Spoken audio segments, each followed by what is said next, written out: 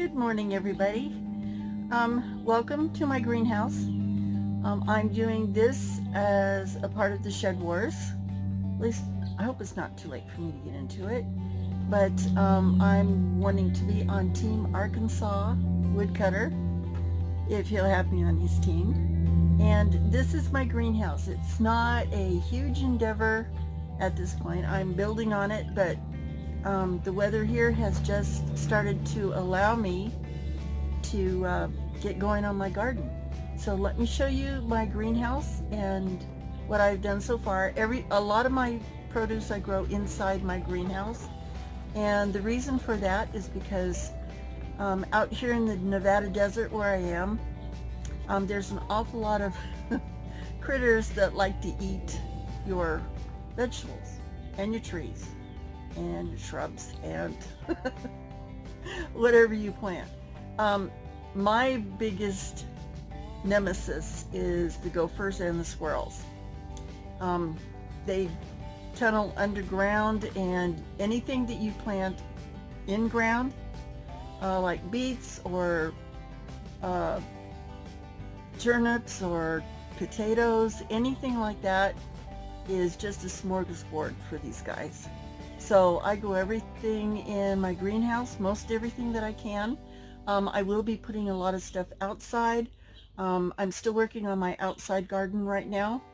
So let me start by showing you my greenhouse and what I've done in here. So let's take a look. Okay, first of all, let me explain my greenhouse itself. It is built from, as you can see, goat panels that have just been arched up to beams, 2x4s, and I have these 4x4 beams as the main struts holding it up. And it's a pretty simple design. Just bent them up, and we did attach the goat panels to a wood frame, as you can see here. And this place is 10 years old. My son and I built it 10 years ago, so it's not real pretty, but it's very functional.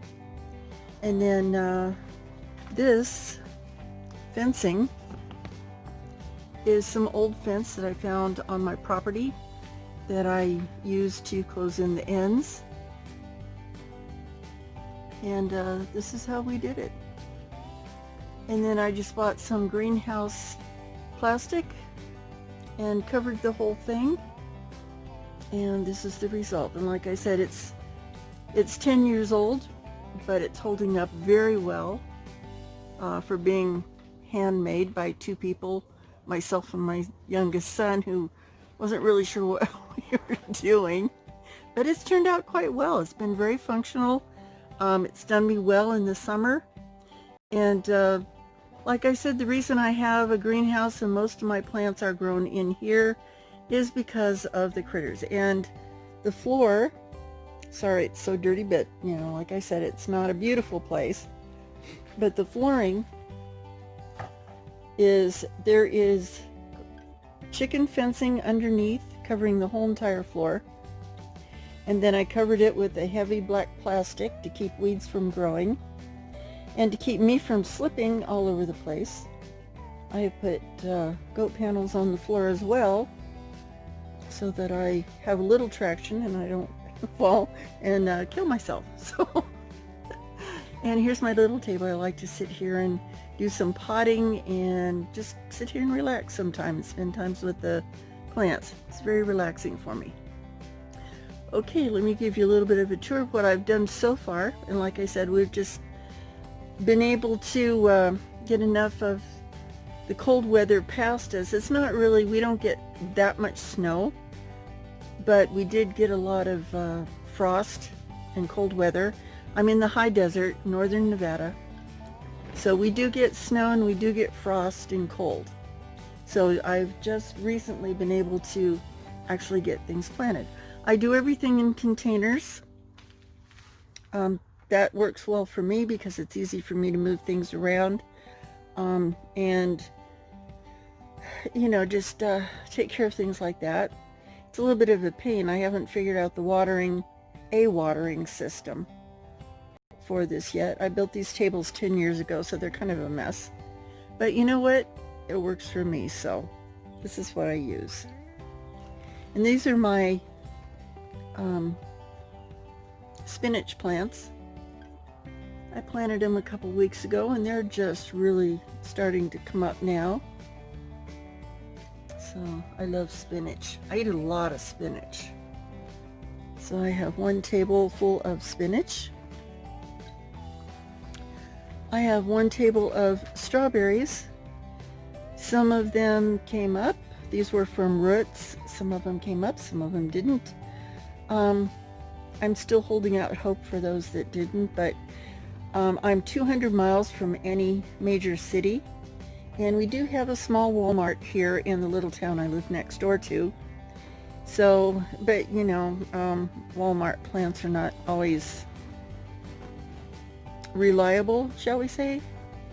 So I bought these, they came in a box, and I think there were like 30 plants, planting roots in a box. So I planted them all, and these are the ones that have come up.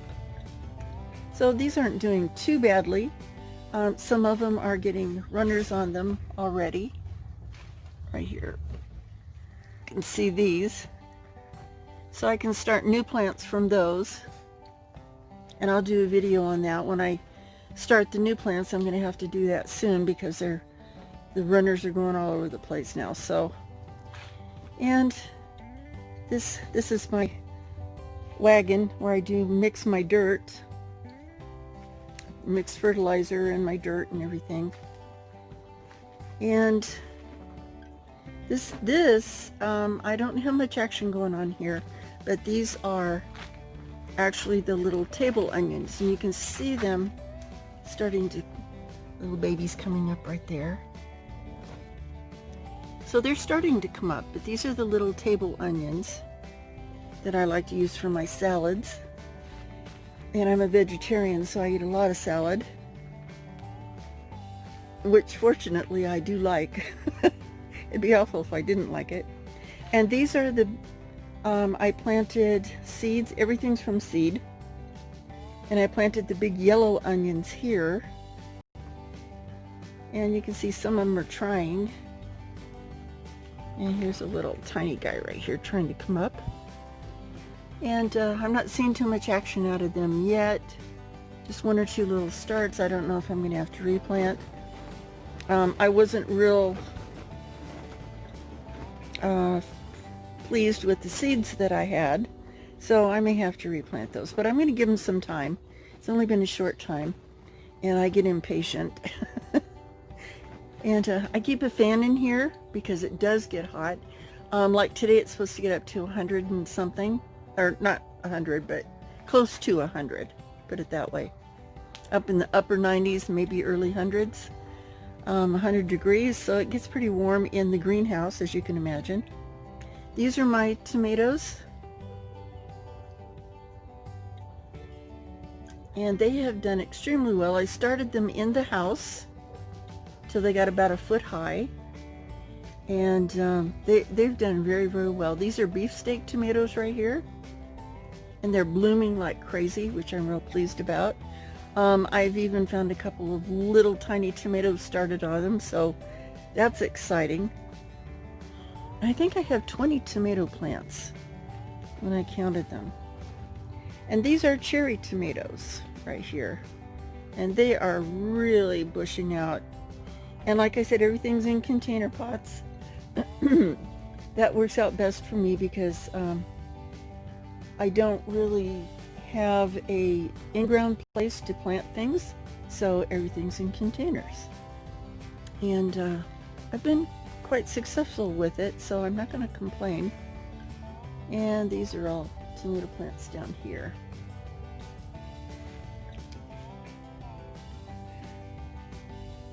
And these tomatoes, I'm not sure what's up with these guys.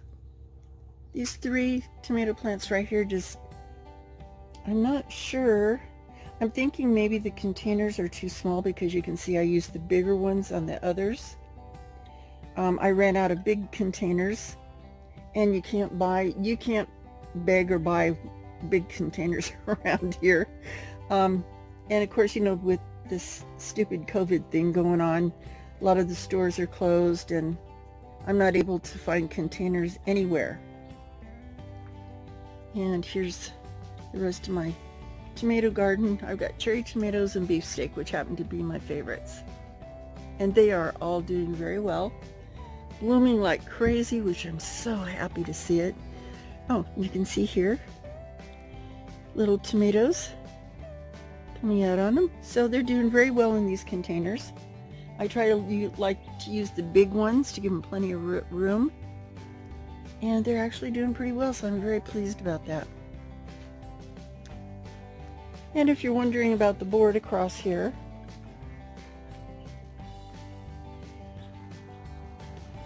right across there, that is,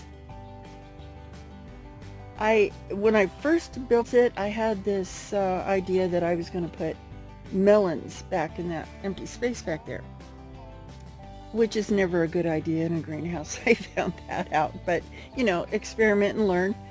And I was going to take it out when I found out that my melon patch thing was not going to work out.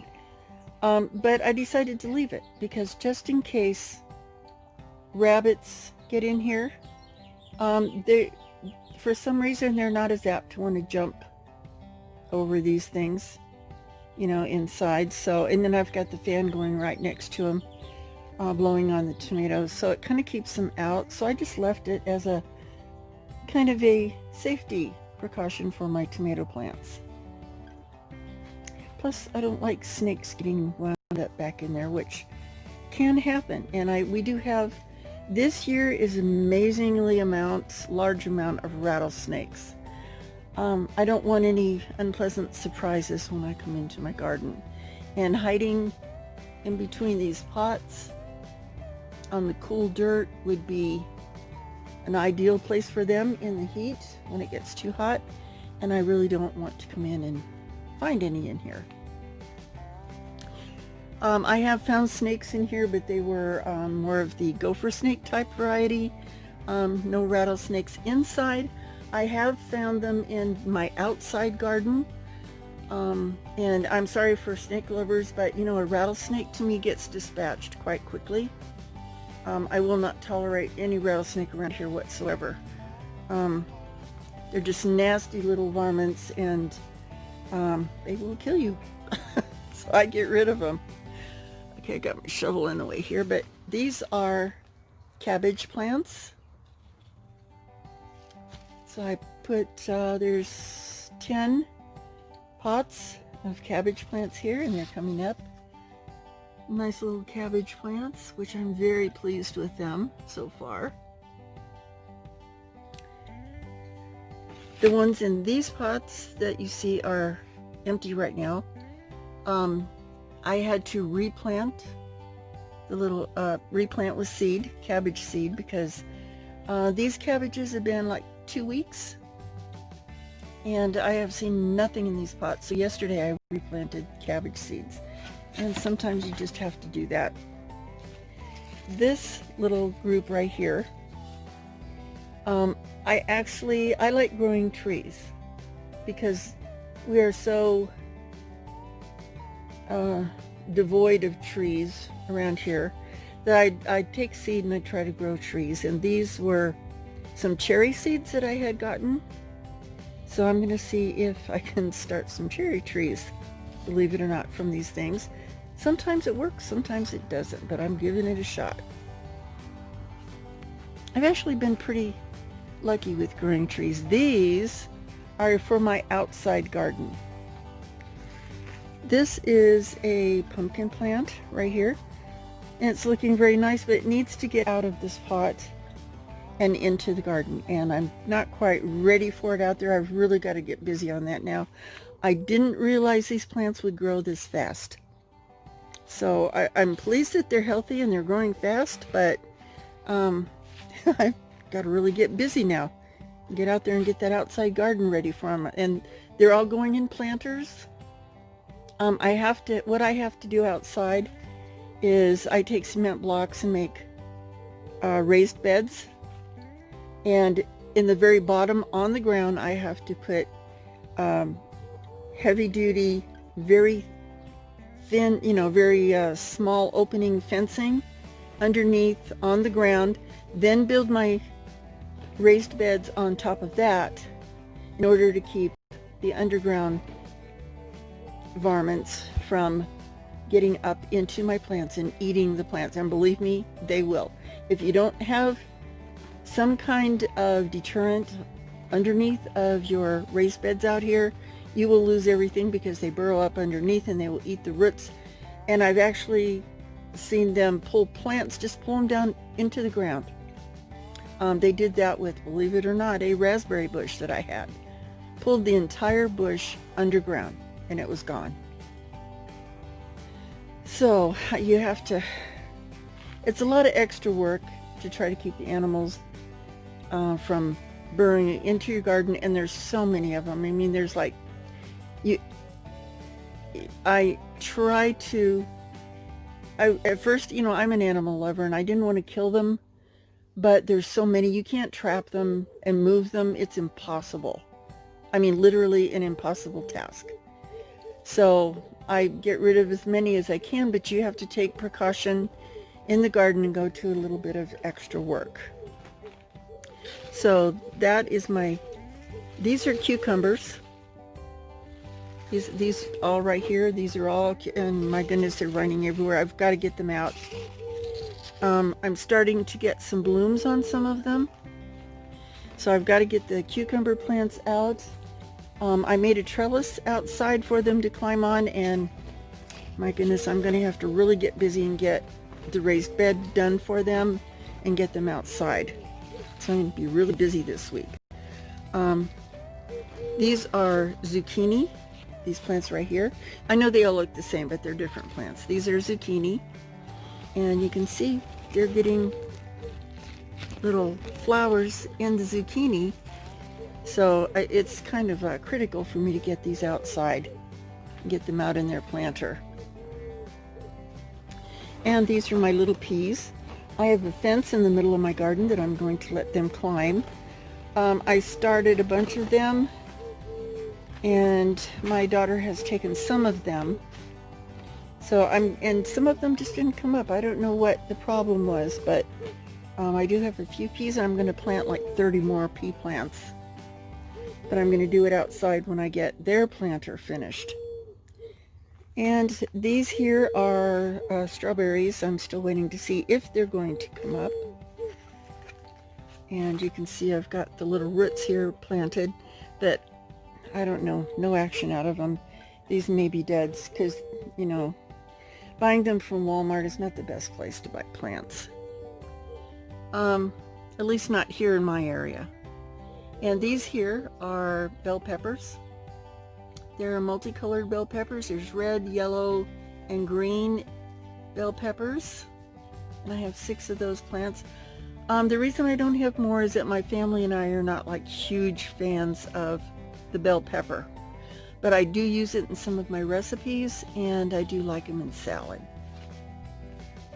And this bin is, lettuce. This is regular lettuce. This is romaine lettuce. I just planted it from seed just a couple days ago. So it's way too early for anything to be seen yet, but this is romaine lettuce. And let me bring it over here.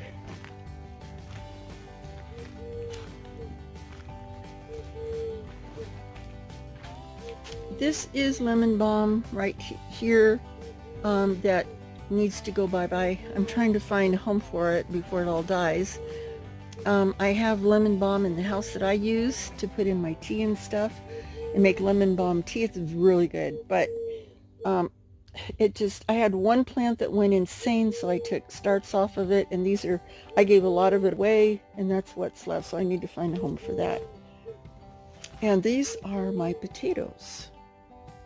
So again, I can't grow them in ground because of all the critters, but they are doing very well in these pots. I've done this before, and I put them in pots. I started out with starts in the very bottom with about 4 inches of dirt. And as the plant grows, as most of you know, you let it grow up 4 or 5 inches and you fill it with dirt. Let it grow up 4 or 5 inches, fill it with dirt until you get to the top of the pots, which you can see that I have done. So they're about as full of dirt as they can get, and just waiting for my potatoes to make now. But they have, they're looking good, and they're growing very well in these pots. I only have 2. I couldn't find potato starts, and I had some potatoes. I mean, this is really weird, but I had some potatoes in my pantry, but they did not want to bud. So this is what I got, but I'll still get plenty of potatoes. So anyway, and this over here is going to be where I'm going to be putting my green beans, but I need to go travel 200 miles to Reno to get some more dirt, some good dirt. But when I do, these are going to, this whole entire area here is going to be filled full of green beans. So that's it for today, guys. I hope you enjoyed my video. I hope I didn't bore you too much. I know it's a bit long, but it's my first start at my garden, so I just wanted to give you a tour of my greenhouse. So we will talk to you guys later. Have a great day, good morning, good evening, wherever you are, and stay tuned and we'll see if this garden grows. And good luck to you all on your gardens. And I just want to say, and other YouTubers have said this too, homesteaders, whatever, preppers, because I am a prepper. I can most of my food that I can grow, and you know, the way things are, a lot of our farmers have had to destroy their crops. There's been animals destroyed because, you know, it's all profit and loss when it comes to farms. And if you can't sell it, then you have to do something with it. Some farmers, I'm happy to see, have given away the crops that they can't sell, which is really nice. But you can only give away so much, and then you're still stuck with a lot. So they've had to destroy. As a result, when things do open back up, restaurants, whatever, there's going to be a food shortage, people. And if you can grow a garden, if you can be self-sufficient, now is the time to do it. Because I really think, and so do a lot of other people, that times are going to get a little hard in the next couple of years or maybe longer. So if you can take care of yourself or become self-sufficient in any manner, I strongly suggest you do so. So thank you for watching, and we'll see how this goes. Bye-bye.